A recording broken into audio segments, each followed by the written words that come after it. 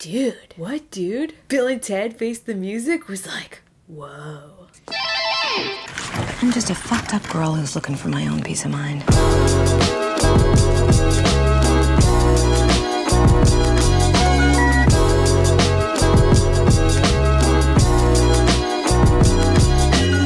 Bill and Ted Face the Music is the third installment in the Bill and Ted series, technically a reboot since the second film came out in 1991, but it continues the story of our titular heroes played by Keanu Reeves and Alex Winter, who I am so excited to see back together again. The wannabe rock gods are now living in the much less exciting lives of middle-aged dads to two daughters named Theo and Billy, aka Little Bill and Ted, who are pretty much exactly that. They're miniature Bill and Teds, 100%. Last time we saw Bill and Ted, they were told that they would save the universe during a time-traveling adventure by writing the greatest song of all time that brings everyone in existence in the universe together in harmony, and it saves the world. But now that we're in the future, it appears that they actually still haven't written that song, and they're basically deadbeats, and they're still trying to crank out a hit song to fulfill their destiny. I cannot deny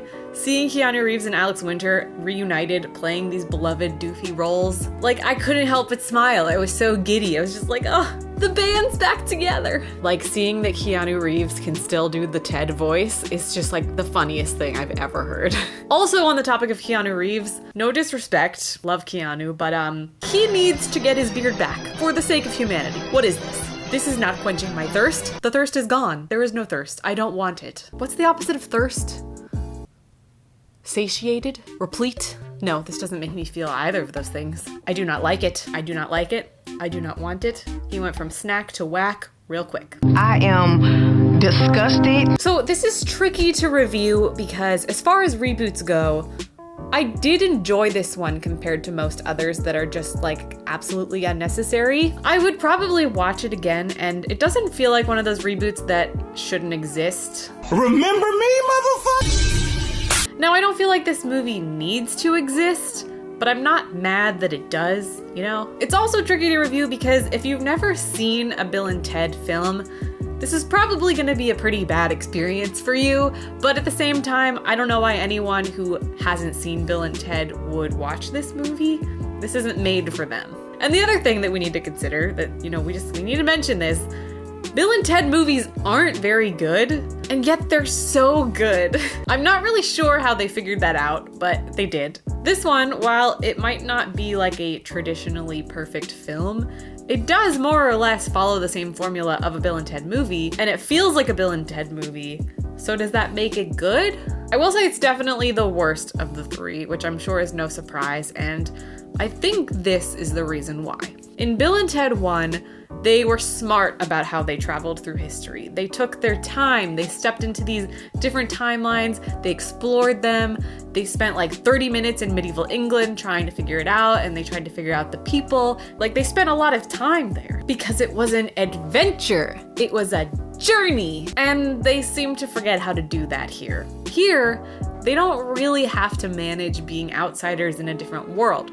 Sure, Bill and Ted are kind of veterans at this point, but their daughters, Billy and Theo, they just go and they pick it up instantly. They do what they need to do very quickly, and it felt very rushed. In the first film, they collect historical figures by accident, and they just kind of follow them around despite their dopey surfer dude antics, and even though Bill and Ted seem kind of like idiots, they follow them and they love them anyway, and that makes you as the viewer love them. But here, you do kind of love Theo and Billy because they're almost carbon copies of their dads, but it doesn't really go beyond that.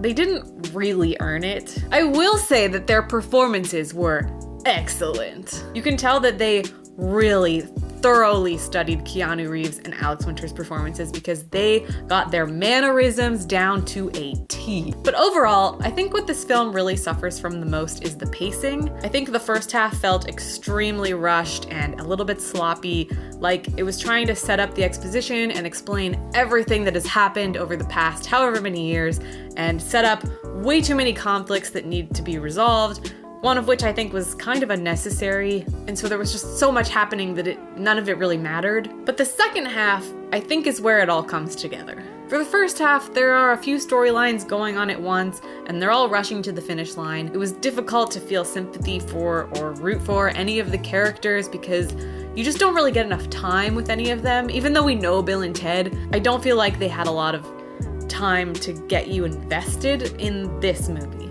But once the setup was out of the way, once the characters found their footing, despite it taking almost half of the entire movie, it was a lot of fun from there, it was. And while I was really worried about the comedy falling flat, like I really was concerned, I was worried. This movie actually had me laughing hysterically.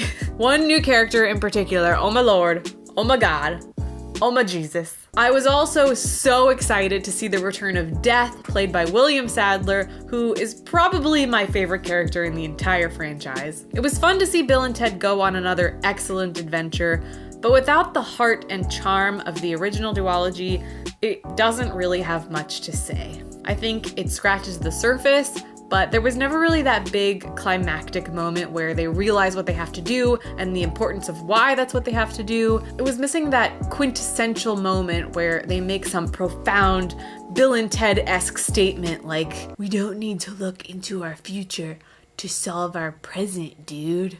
Whoa.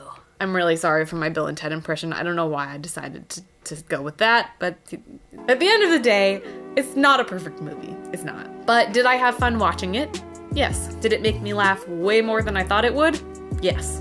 Did it warm my heart to see Bill and Ted and Death back together again? Absolutely. Despite its flaws, despite it not being perfect, I think it does do a good job of carrying on the story and providing a fun experience for fans. And if you're a fan of Bill and Ted, I think you'll overall enjoy this film, and I think you should see it. Like I said, it's not perfect, but it was fun. And when it ended, I had a smile on my face, so I feel like that's the point. So what's my rating? Well, you need to guess what number I am thinking. 69, dudes!